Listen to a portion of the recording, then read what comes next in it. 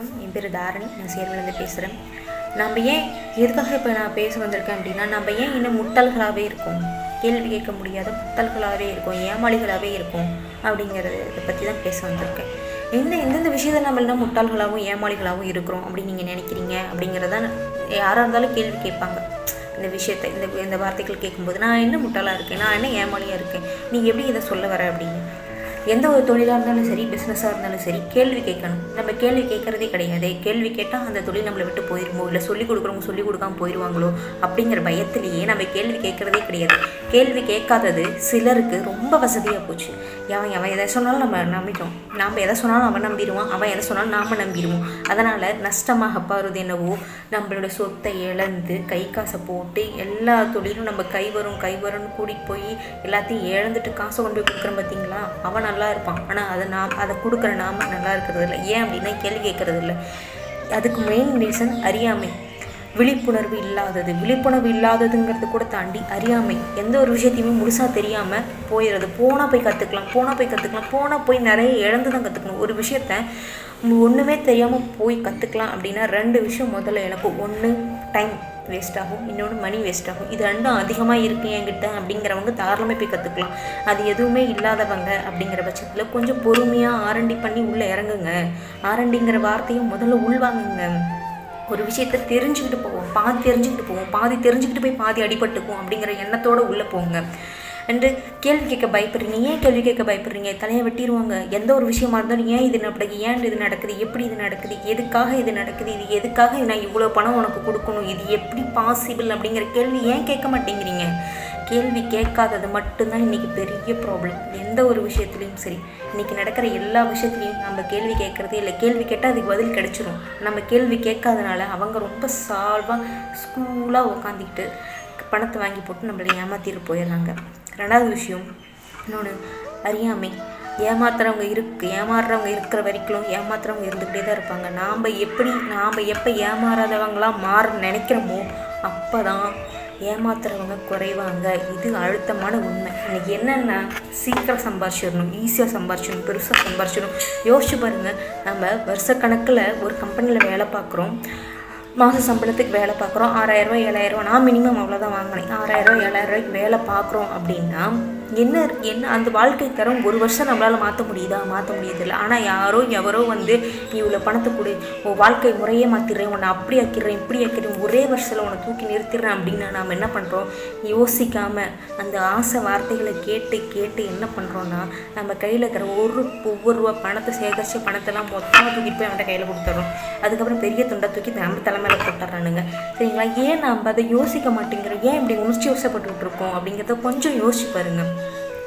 1 வருஷமா 2 வருஷமா 3 வருஷமா ஒரு தொழிலில் நம்ம இருக்கிறோம், ஒரு ஸ்டாண்டர்டான வருமானம் வந்துட்டு இருக்கு. அந்த வருமானம் வரும்போதே நம்மளுடைய வாழ்க்கை தரத்தை நம்மளால் மாற்ற முடியல. ஒரு ஸ்டெப்லேருந்து ஒரு ஸ்டெப் முன்னாடி போகலாம், இன்னொரு ஸ்டெப் முன்னாடி போகலாம். ஆனால் அதுக்கப்புறமேட்டு பெரிய லெவலில் நம்மளுடைய வருமானத்தில் வாழ்க்கை முறையில் மாற்றம் இல்லை. ஏன் அப்படின்னா, ஒரு நிரந்தரமான வருமானம் வரும்போதே நம்மளால் பெருசாக எதுவுமே பண்ண முடியல. ஸோ அதுக்காக நம்ம போராடுறோம், அடுத்த லெவல் போகிறதுக்காக போராடுறோம். இவ்வளோ போராட்டங்களுக்கு நடுவில் எவரோ வந்து நான் இதை மாற்றிடுறேன், உன் லைஃபையே சேஞ்ச் பண்ணிடுறேன், உன் தலையில் நிறுத்திடுறேன், ஒரே நாளில் ஒன்று அம்பனி ஆக்குறேன் அப்படிலாம் பேசினா நம்ம போகிறது வந்து நியாயமா சொல்லு? சரி, இதெல்லாம் பேசுறியே, உனக்கு என்ன பிரச்சனை, ஏன் இப்படிலாம் நீ பேசிகிட்டு இருக்க அப்படின்னு கேட்கலாமா? நானும் உங்களை மாதிரி ஏமாந்தவங்களை ஒருத்தி தான், ஏமாடியாக இருந்தவளை ஒருத்தி தான். என்னுடைய ஏமாற்றம் தான் என்னுடைய தெளிவு வச்சுது. ஏன் அந்த தெளிவு இன்னும் உங்ககிட்ட வராமல் இருக்குது அப்படிங்கிறதுனால தான் நான் கேட்க வரேன். எந்த ஒரு தொழிலை ஆரம்பித்த உடனே ஓகோன்னு வர முடியாது அப்படிங்கிறது எல்லாத்துக்குமே தெரிஞ்ச ஒரு பழமொழி தான். இருந்தாலும் அதை நம்ம மனசு ஏற்றுக்காது. ஏதோ ஒரு வழியில் ஏதாவது பண்ணி நம்ம சீக்கிரமாக பெரிய பிஸ்னஸ் ஆயிடணும், சீக்கிரமாக நிறைய சம்பாதிக்கணும். அது பாசிபிளே கிடையாது. சீக்கிரம்னு போனால் நம்ம பணத்தை சீக்கிரமாக கொடுத்துட்டு தலைமையில துண்டு போட்டு உட்கார வேண்டியது தான். அதை முதல்ல புரிஞ்சுக்கோங்க.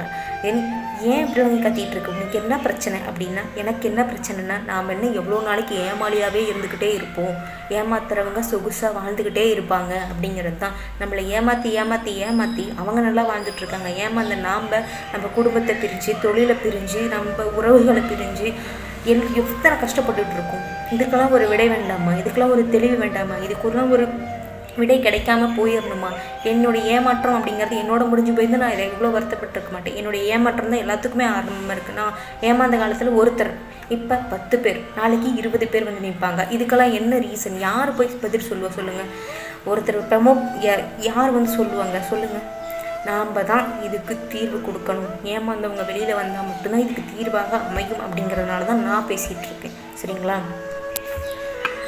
எந்த ஒரு தொழிலையும் சீக்கிரம் வர முடியாது அப்படிங்கிற மாதிரி எந்த ஒரு தொழிலையும் ஈஸியாக சீக்கிரமாக கற்றுக்கவும் முடியாது. அதுக்கு நிறைய டைம் வேணும், டைம் ஸ்பெண்ட் பண்ணணும்.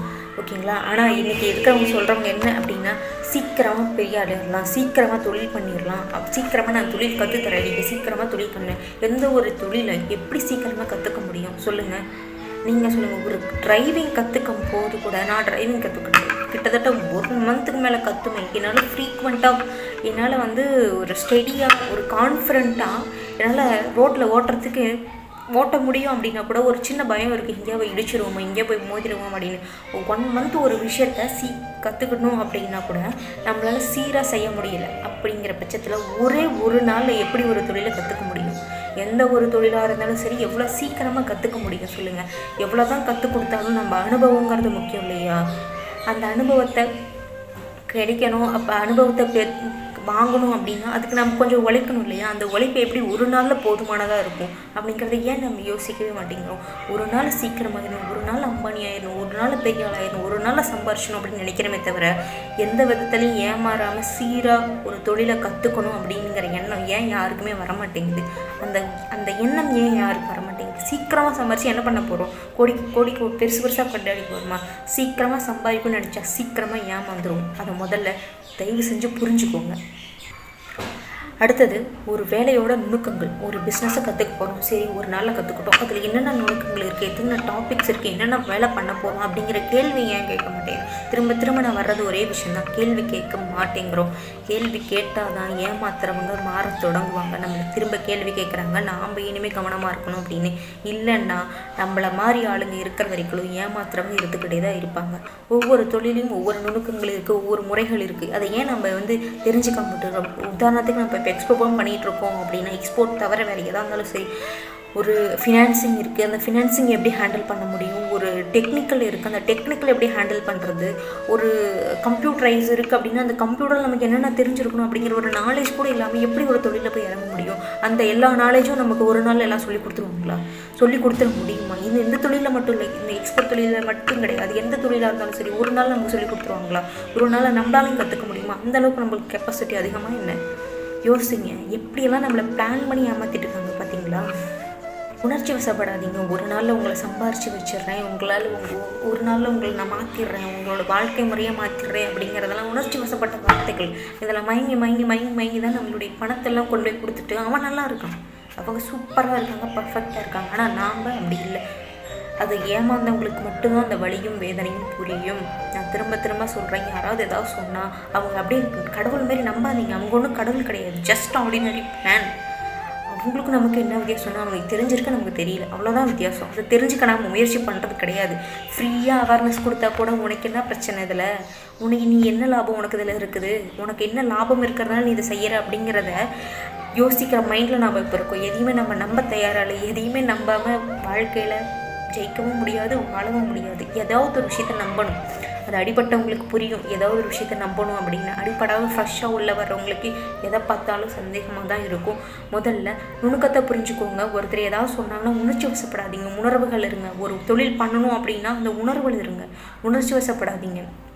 சீக்கிரம் செஞ்சு சீக்கிரம் பெரிய ஆளாயிடணும் அப்படிலாம் ஒன்றுமே முடியாது. சீக்கிரம் செஞ்சு சீக்கிரம் பெரியானா சீக்கிரம் ஏமாந்து தான் போகும். இன்றைக்கி பெரும்பாலும் தொழிலை கற்றுக்கிறவங்க நாம் முயற்சி பண்ணுற ஒரு விஷயம் யூடியூப் மூலிமா தான் நம்ம நிறைய விஷயங்களை கற்றுக்குறோம். YouTube, social medias, like that, online promotions எல்லாத்து மூலிமா தான் நம்ம கற்றுக்குறோம், தெரிஞ்சுக்கிறோம், எல்லாமே பண்ணுறோம். ஆனால் ஒரு விஷயத்தை பார்த்துட்டா அதுதான் பெருசு அப்படின்னு சொல்லிட்டு அடுத்த விஷயத்தை நம்ம போட தயாராக இல்லை. ஏன்னா அவங்க சொல்கிறதே எனக்கு பிடிச்சிருக்கு, அவங்க பேசுகிற வார்த்தை எனக்கு பிடிச்சிருக்கு, அவங்க பேசுகிற விதம் எனக்கு பிடிச்சிருக்கு அப்படின்னு நினைக்கிறோம். அப்படி சொல்லி ஏமாந்தவங்கள தான் நம்ம ஒரு விஷயம் நம்ம கிடச்சிட்டு அடுத்த விஷயத்தை நம்ம போக மாட்டோம், இதை விட பெட்டராக இருக்குமோ அப்படின்னு தோணாது. இதை போய் பார்ப்போம், இதை போய் கற்றுப்போம், இதை போய் பண்ணுவோம் அப்படின்னு சொல்லிட்டு உள்ளே இறங்கிடுறது. எது ரிசல்ட்டு கிடைக்கலன்னு வச்சுக்கோங்களேன், அப்போ சொன்னதை விஷயம் பாதி கடலில் தாண்டிடுவோம். பாதி கடலுக்கு மேலே என்ன பண்ணுறது ஏது பண்ணுறதுன்னு ஒன்றுமே புரியாது. மறுபடியும் தேட ஆரம்பிப்போம், ஏன் இதை விட ஏதாவது பெஸ்ட்டாக இருக்கா அப்படின்னு சொல்லிட்டு. ஸோ முழுசாக ஆரண்டி பண்ணுங்கள், உங்களுக்கு எந்த விஷயம் திருப்தியாக இருக்கோ. ஏன்னா என்ன மாதிரி முட்டாள்கள் தான் இங்கே அதிகம். அதனால தான் நான் என்னை பற்றி நான் சொல்கிறேன். சிலர்லாம் வந்துட்டு பார்த்திங்கன்னா ரொம்ப தெளிவாக பிளான் பண்ணி அடிப்பாங்க, எது பெஸ்ட்டு, எது அதிகமாக ரிவ்யூஸ் கொடுத்துருக்காங்க, எது பாசிட்டிவ் ரிவ்யூஸ் கொடுத்துருக்காங்க, அவங்களுக்கு ஃபோன் பண்ணி கேட்கலாமா, அவங்க இடத்துக்கு போய் பார்க்கலாமா, அவங்க என்ன பண்ணிகிட்டு இருக்காங்க, எவ்வளோ நாள் இந்த தொழிலில் இருக்கிறவங்க தான் நமக்கு சொல்லி கொடுக்குறாங்களா அப்படிங்கிறத பிளான் பண்ணி பண்ணுவாங்க. ஆனால் நம்மள மாதிரி என்ன மாதிரி ஆளுங்கள்லாம் என்ன பண்ணுவாங்கன்னா, யாராவது ஏதாவது சொல்லிட்டா போதும், எனக்கு அதுவும் பெரிய சொர்க்கம், நம்ம லைஃப்பையே மாத்திரன்னு சொல்லிட்டாங்க, ஓகே போ, இத்தனை வருஷமாக சம்பாதிச்சு நம்ம லைஃப் மாறல, இது எதுமோ ஒரு நாள் நம்ம லைஃப்பை மாற்றணும்னு சொல்லியிருக்கான், உடனே போவோம். என்ன ஏது முதல்ல காசை ரெடி பண்ணுவோம், காசை கொடுன்னு சொல்லிட்டா போதும், என்ன ஏதுன்னு கேட்குறதே கிடையாது, யோசிக்கிறதும் கிடையாது. உடனே இருக்கிறதெல்லாம் கழட்டி போட்டு போய் பேங்க்கில் லோனை வாங்க போடு அவன்கிட்ட கூட ஒரு நாள் நம்ம லைஃப்பை மாற்றி கட்டுறோம் பாருன்னு சொல்லிட்டு ஒரு நாள் நம்ம லைஃப் தலையில் தான் மாறிடும். புரிஞ்சுக்கோங்க, இங்கே எதுவுமே யாருமே ரொம்ப நல்லவங்கள்லாம் இருக்காங்க, மறைமுகமாக இருக்காங்க. அதை தேடி கண்டுபிடிக்கணும்னு நிறைய நம்ம ஏமாற வேண்டியதாக இருக்குது. ஏமாந்தால் தான் நிறைய நம்ம தேட வேண்டியதாக இருக்குது. நிறைய தேடல் வரும்போது அவங்க நமக்கு வராங்க.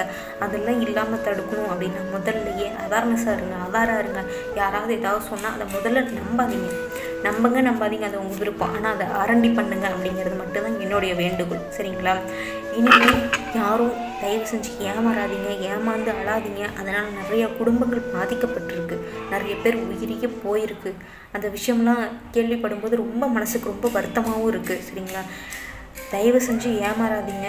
நீங்கள் ஏமாறுறவங்களா இருக்கிற வரைக்கும் தான் ஏமாத்துறவங்க இருந்துக்கிட்டே இருப்பாங்க. நீங்கள் என்னைக்கு விழிக்க ஆரம்பிக்கிறீங்களோ அன்னைக்கு தான் இதெல்லாமே மாறும். இதெல்லாம் மாறணுங்கிற ஒரு ப்ரேயோட மறுபடியும் உங்களை சந்திக்கிறேன். நன்றி.